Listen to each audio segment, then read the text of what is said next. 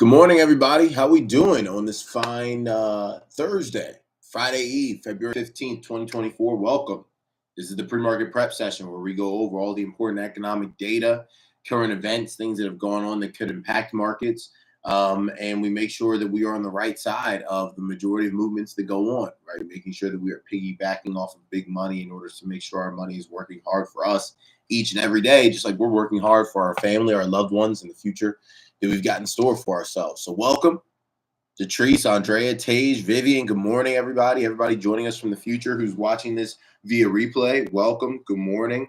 I'm excited for what the market has for us for the rest of the week. There was a lot of stuff that went on yesterday on like the national security front. It was, obviously really sad. There was a life that was lost at the Kansas City parade because of a shooting. And apparently there's like other stuff going on, like maybe Russia related, that has to do with national security. So we're going to see if we can get any new details on that. But it's just kind of got a lot of people, stirred up. So I just wanted to acknowledge that and say that I recognize that that is happening, that's going on. And we're going to see if that is included here and what we have to go over today. But regardless of whatever craziness is going on in the world, we are always looking to put one foot in front of the other, get 1% better. And that's what we're going to do here today. So let's go ahead and take a look at what we've got going on in terms of this morning's Wall Street breakfast delivery. So let's see what we got going on. Might need to update. Go ahead and update the inbox. There it is, actually. Got back into my yoga this morning. Fell off the bandwagon a little bit, but you gots to get back on, because an open body and a limber body is an open mind and a limber mind. In terms of our top news here, the long haul, so worldwide shipping is undergoing some profound changes in the wake of continuous attacks by Yemen Houthi rebels in the Red Sea. AP Moller Maersk is one of the biggest players in the industry. They just warned customers of a deteriorating situation in the vital waterway responsible for a sixth of the world's trade. While Maersk had already stopped sending ships through the Suez Canal in early January, the latest announcement shows growing uncertainty across the region and poses fresh questions for the global supply chain. Quote, unfortunately, we don't see any change in the Red Sea happening anytime soon, said Charles Vandersteen, who was recently appointed as regional president of Maersk North America. We're advising them the longer transit routes that could last through Q2 and potentially Q3. Our advice to customers is specifically about building upon the uncertainty by being agile. Customers need to have the ability to enter the North American market from different endpoints. So the update highlights that freedom of navigation and the free flow of commerce still remain at risk despite airstrikes and the establishment of a U.S.-led protection force named Operation Prosperity Guardian. The world's biggest shippers, including Swiss-based MSC and French CMA CGM, as well as German Hapag-Lloyd and Hong Kong-based OOCL, have already rerouted their ships around Africa, and all signs now suggest it will take an extended period of time to restore confidence. Transit times have increased by around 10 to 12 days, while surcharges have been put in place, but many shippers see no other choice but to keep their crew and cargo safe as the Houthis up their attacks. Now, will it be inflationary? That's the major takeaway here. And when you hear this news, that's how you should be thinking about it. When you tune into the pre-market prep session, what you're doing is getting an insight into how my brain is wired and how our brain is wired here within this community in order to see how you should process information in order to make the correct decisions about markets. Because we all hear the same news. We all hear the same information, but we all act differently and it breeds different results. So in terms of, kind of the outlook, what you should be thinking about is throwing back to that mindset that we had, with, the big seven, right? And the big eight, when we talked about the factors that are influencing, how markets move each and every day. It was global supply chain was one of them, right? Like logistics and transportation and things like that. And that stuff being slowed down can cause inflationary risks, right? That's more fuel that these ships need to sail around Africa instead of just going through the Red Sea. That's more time that you have to have these people manning the ships on the clock, right? So it's just more, it increases the cost of our goods to be delivered to us. And that in response can increase inflation, right? In the cost of goods themselves. And what that can do is push back, right, the Fed's plan to decrease interest rates, which is obviously of great importance to many people, outside of the market, just because there are people who are looking to buy houses, buy cars, move, all this other stuff, right? And they're waiting for interest rates to drop in order to do that. And this is something that can directly impact that. So, will it be inflationary? Spot and near term shipping rates have doubled in response to the situation, while extra vessel capacity has led to additional operation costs. It's important to note, however, that most cargo that is transported to and from multinationals is carried at longer term contracted rates.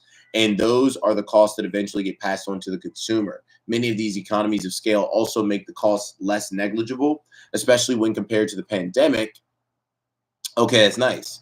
And even logistical reshuffling to air and rail hasn't yet meaningfully hurt the price per mile in the U.S. intermodal freight transport network. So, in terms of like the U.S. freight transport network that takes multiple different modes in order to get to the customer, this situation hasn't meaningfully hurt that yet. So that is positive news on this front.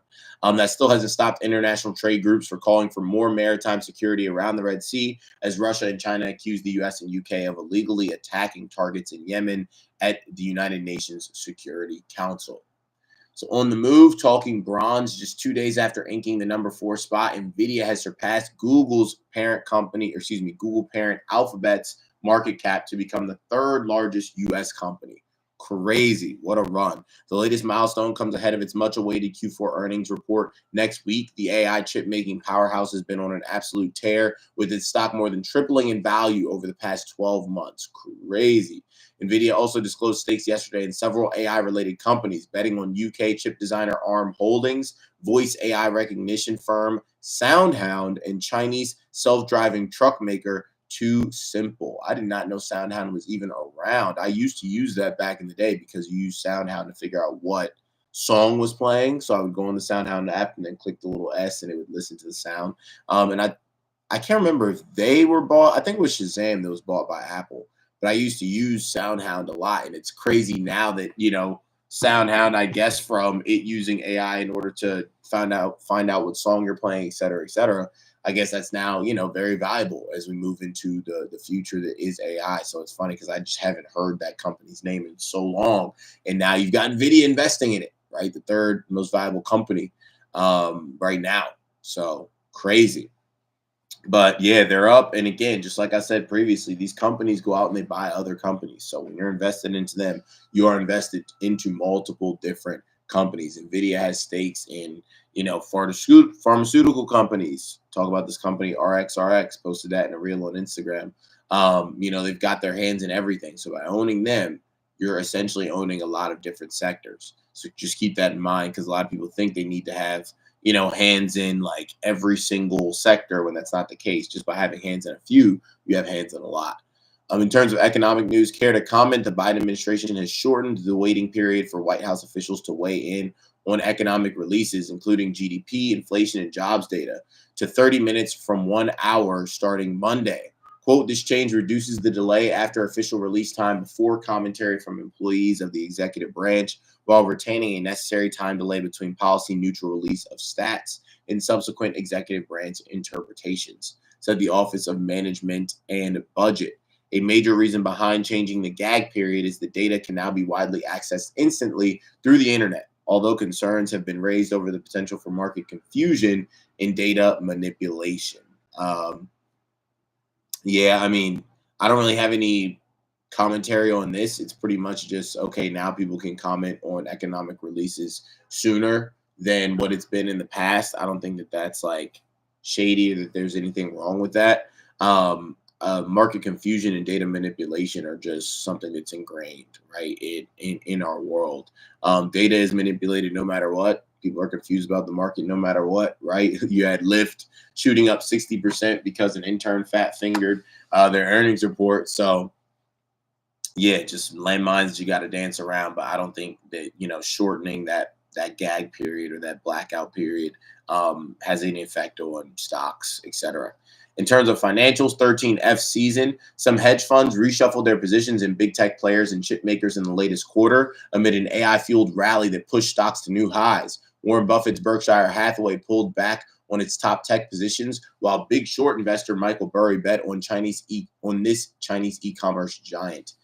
Meanwhile, 3G Capital and Stan Druckenmiller both dumped Alphabet. Tiger Global paired its stakes in several big tech stocks, and Ray Dalio's Big Bridgewater scooped up fresh positions in Apple and Oracle.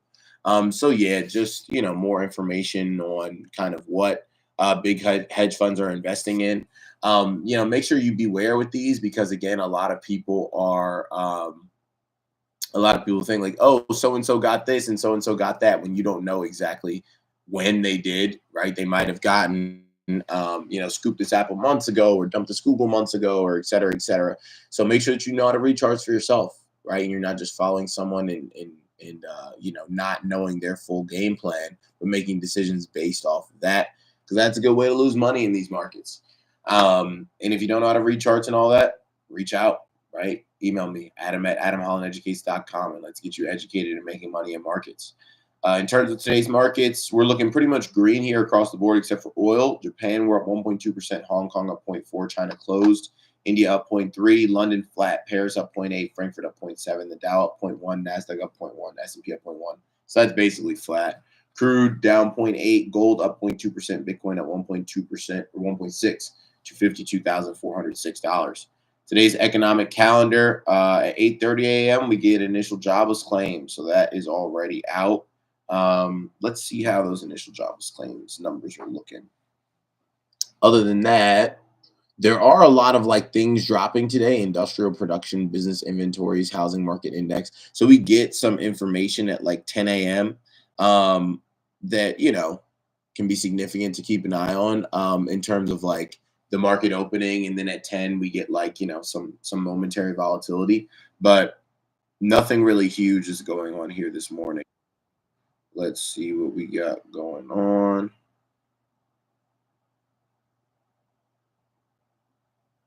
Okay. We're looking at those initial jobless claims. Okay, 212,000 versus 218,000. Previous estimate was 219,000. So jobless claims better than expected. Actual was 212K. Estimated was 219K. So that is, slightly bullish there. Okay. And that's really the main data for the morning. A lot of stuff coming out, but not a lot of super important stuff. In terms of what else is happening, Bitcoin soars past 50K, taking market cap to over 1 trillion. I think this was the first time since 2021, so it's been a few years, but good for Bitcoin pushing and paying.